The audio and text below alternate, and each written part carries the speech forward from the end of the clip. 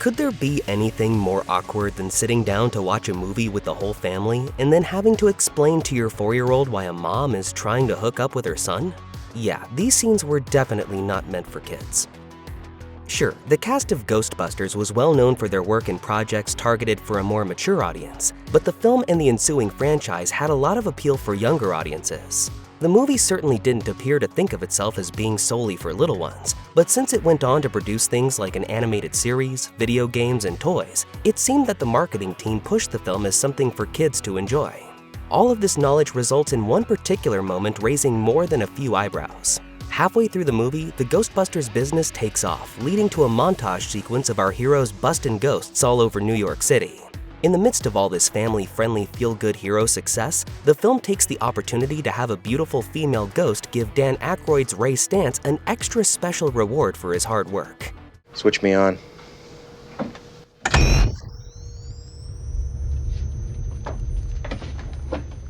Yes, it comes via a dream sequence while Ray sleeps, but the unexpected bit of sexy time definitely elicits a reaction of, wait, what now? Aykroyd actually defended the scene to Polygon in 2021, saying, "Sexual encounters with spirits are very, very common. I wish they'd let that scene go a little longer."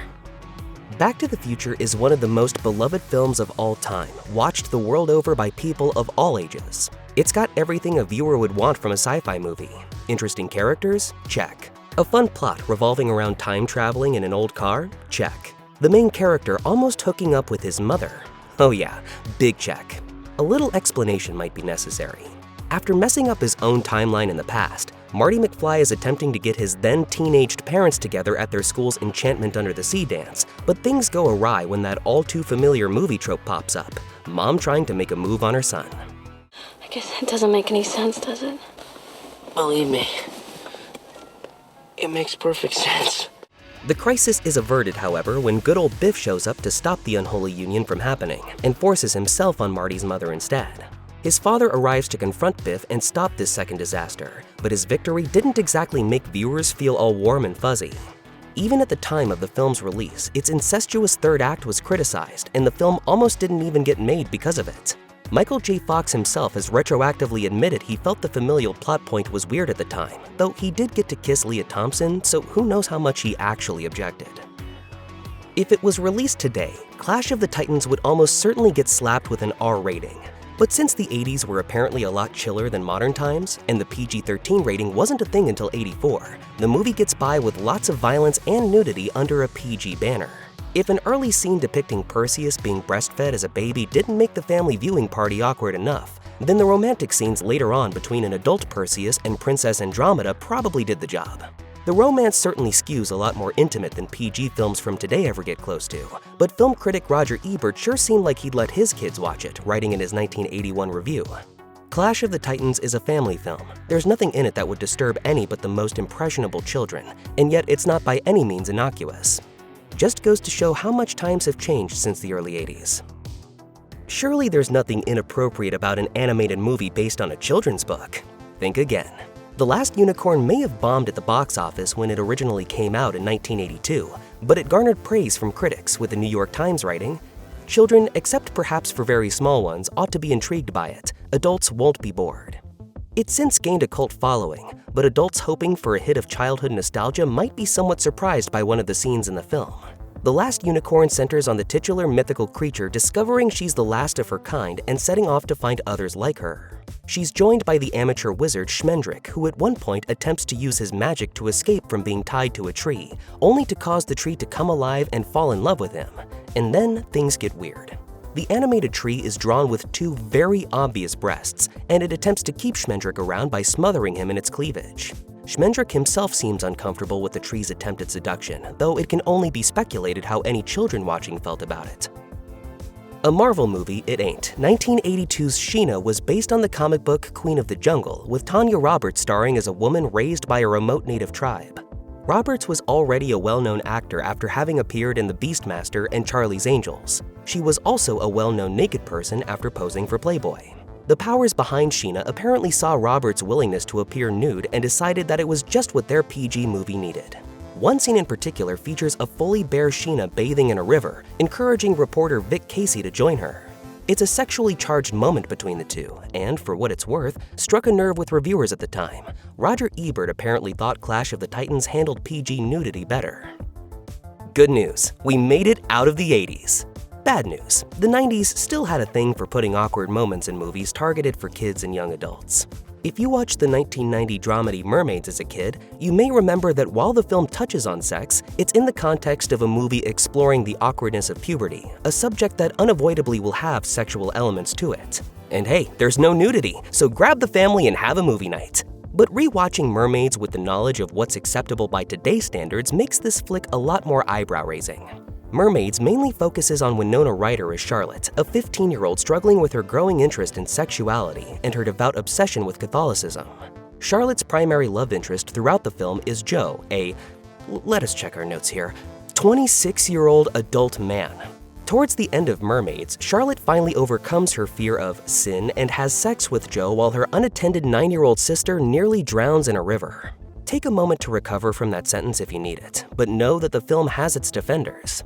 In a retrospective review for The Guardian, Nadine J. Cohen defended the film's appropriateness for children despite the clearly problematic romance between Charlotte and Joe. Thinking about it now, the fact I saw it as a child raises questions about my parents' parenting, but it has a PG rating and they're not here to defend themselves, so let's call it a different time and move on. The 1990 film Dick Tracy brings in added elements of violence to our list. It's a lot darker and more mature than you'd expect from a movie based on a newspaper comic strip, although Roger Ebert called the violence unrealistic in his 4-star review. Violence aside, what Dick Tracy does have is some pretty risque moments courtesy of the former queen of risque herself, Madonna, who plays nightclub singer Breathless Mahoney. In one noteworthy scene, Breathless attempts to seduce Dick Tracy in her dressing room, with the singer appearing in sheer lingerie.